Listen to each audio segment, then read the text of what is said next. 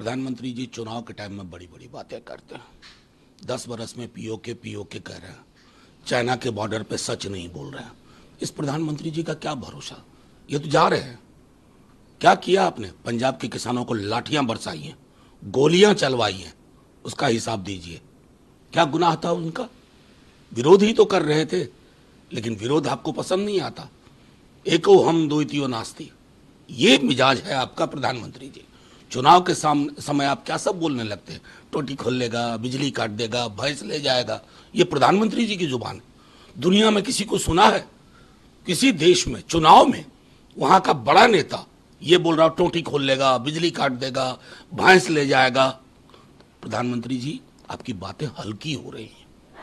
पहले तो हिसाब दीजिए, किसानों पे लाठियां किसने चलवाई, गोलियां किसने चलवाई?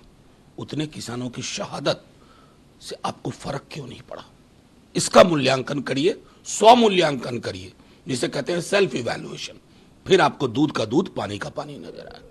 राहुल गांधी ने कहा कि प्रधानमंत्री खुद को अब परमात्मा मानने लगे हैं, तो उन्होंने कहा हे भगवान आपने कैसा इंसान भेजा, ये सिर्फ 22 लोगों के लिए जीता। नहीं, देखिए उन्होंने जो उसको उससे इतर में एक बात आपको कहता हूं, अगर आप ये बात कहते हैं कि परमात्मा ने आपको भेजा है तो आपको डॉक्टर के पास ले जाया था।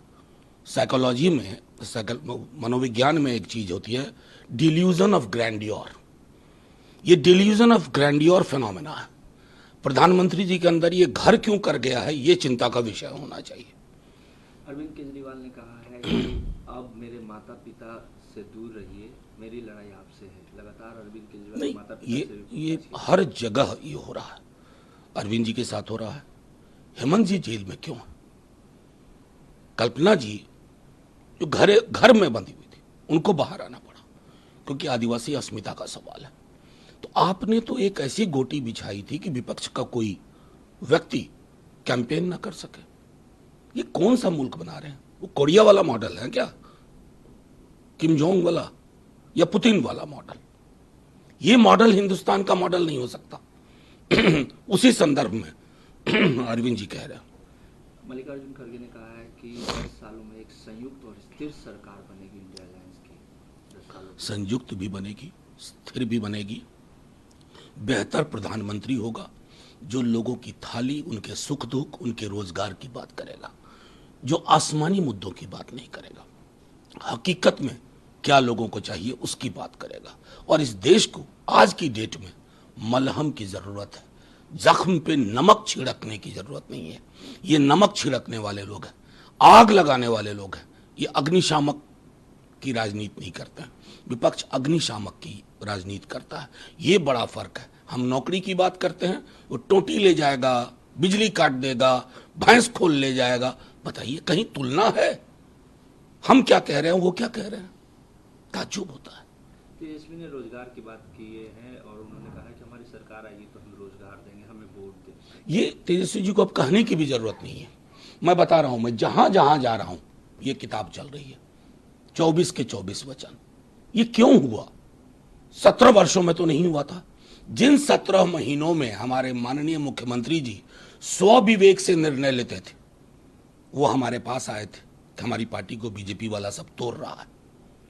इनकी एकमात्र शर्त, give me free hand in नौकरी, और वो मिला। और आज आप किसी भी गांव में जाइए, लोग नौकरी मतलब तेजस्वी बोल रहे हैं। कितनों प्रोपेगेंडा कर ले बीजेपी वाले, जेडीयू वाले, कुछ हो नहीं रहा है। सरकार तो वही चाहिए ना। मंदिर में भी जो जाता है, मस्जिद में जाता है, गिरजा में जाता है, गुरुद्वारा में जाता है, अपने पेट के साथ जाता है। जब पूजा अर्चना इबादत के बाद लौटता है तो उसके पेट को खाना चाहिए। उसको सिलेंडर 500 रुपए का चाहिए। उनकी बहनों को 1 लाख रुपए प्रति वर्ष मिलना चाहिए। उनके परिवार में नौकरी मिलनी चाहिए। ये मुद्दा है और ये मुद्दा घर घर पहुंच गया। आज अमित शाह कल फिर प्रधानमंत्री का दौरा बिहार में। देखिए, दौरे हो रहे हैं। वो सिर्फ दौरे नहीं हो रहे हैं, बहुत सारी खबरें आ रही हैं हम लोगों को कि प्रशासन को मैनिपुलेट करने को कह रहे हैं, दबाव डाल रहे हैं, खास करके उन सीटों पर जहां छोटे मार्जिन में चीजें होने वाली है। तो हम तो आज प्रेस कॉन्फ्रेंस के माध्यम से भी कहेंगे और अभी भी कह रहे हैं कि तमाम अपने अधिकारियों से कहते हैं, संविधान से चलिए, विवेकपूर्ण निर्णय लीजिए, किसी के दबाव में नहीं, क्योंकि दबाव डालने वाले जाने वाले हैं। उसके बाद आपको रहना है, संविधान के साए में रहना है, रूल ऑफ लॉ के साए में रहना है,